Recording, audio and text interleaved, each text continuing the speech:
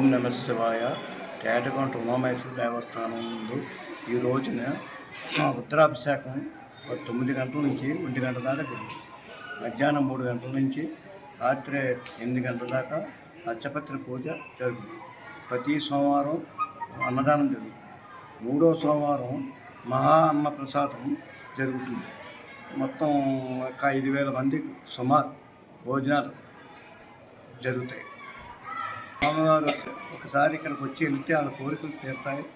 తర్వాత వాళ్ళు ఏమి కోరుకుంటే అది నెరవేరుతుంది. పెళ్లి కాని వాళ్ళకు కూడా పెళ్లి కావాలని చెప్పి వచ్చి కోరుకుంటే నెరవేరుతున్నాయి. తర్వాత ఈ గుడికి ఒక్కసారి వచ్చి వెళ్ళిన వాళ్ళు మళ్ళీ ఇక్కడ రావాలనిపించే విధంగా స్వామి దీవింతారు. ప్రతి నెల మాస శివరాత్రి నాడు సాయంకాలం 7 గంటల నుంచి 10 గంటల దాకా రుద్రాభిషేకం చేస్తారు. పళ్ళరసం అన్ని ద్రవ్యాలతోనూ స్వామివారికి అభిషేకం చేస్తారు. అన్ని ద్రవ్యాలతోనూ చెరుకు రసం అన్ని ద్రవ్యాలతోనూ స్వామివారికి నిత్యం అభిషేకం జరుగుతుంది. అదే ప్రతి నెల మాస శివరాత్రికి అభిషేకం చేయించిన వాళ్ళకి వాళ్ళు ఏమి కోరుకుంటే ఆ కోరికలు తప్పనిసరిగా తీరుస్తున్నారు స్వామి. అలాగే ఇక్కడ రాగి చెట్టుకుని మన వేప చెట్టుకుని అప్పట్లో పెళ్లి చేసినారు. దాని చుట్టూ ప్రదక్షిణ చేసిన మంచి వైబ్రేషన్ కలిగి మనశ్శాంతి కలుగుతుంది. ఓం నమ శివాయ. శివాయ గురవే నమః.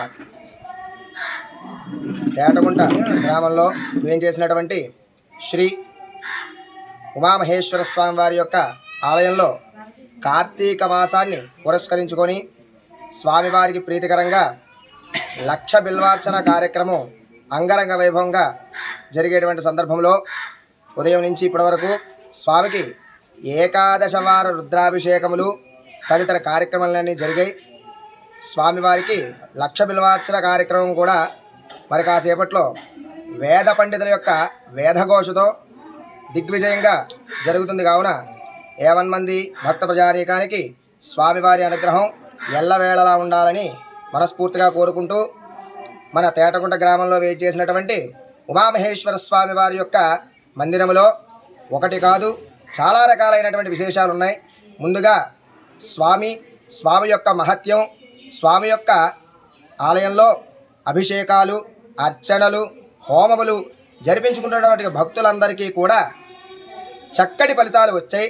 అదేవిధంగా వివాహం కాని వారికి వివాహము, సంతానము రావాల్సిన వారికి సంతానము, మనస్సున కోరికలు ఏవైతే ఉన్నాయో ఇష్టకామితార్థాలన్నీ కూడా నెరవేరుతూ ఉంటాయి.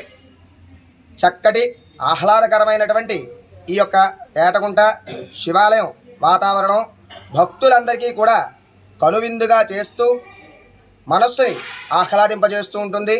అదేవిధంగా స్వామివారి ప్రాంగణంలో వేంచేసినటువంటి సుబ్రహ్మణ్యేశ్వర స్వామి స్థిరంగా ఉన్నటువంటి స్థలం అశ్వత్థ మహావృక్షం, రావి చెట్టు వేప చెట్టు కలిసినటువంటి ఆ యొక్క వృక్షం దగ్గర సమస్త భగవత్ శక్తి అంతా ఉండడం చేత దానికి రక్షాబంధనలు బంధనములు కట్టిన వారికి మనస్సున కోరికలు తీరడమే కాకుండా వివాహము, సంతానము, ఉద్యోగము తదితర శుభకార్యములన్నీ కూడా నెరవేరుతాయి.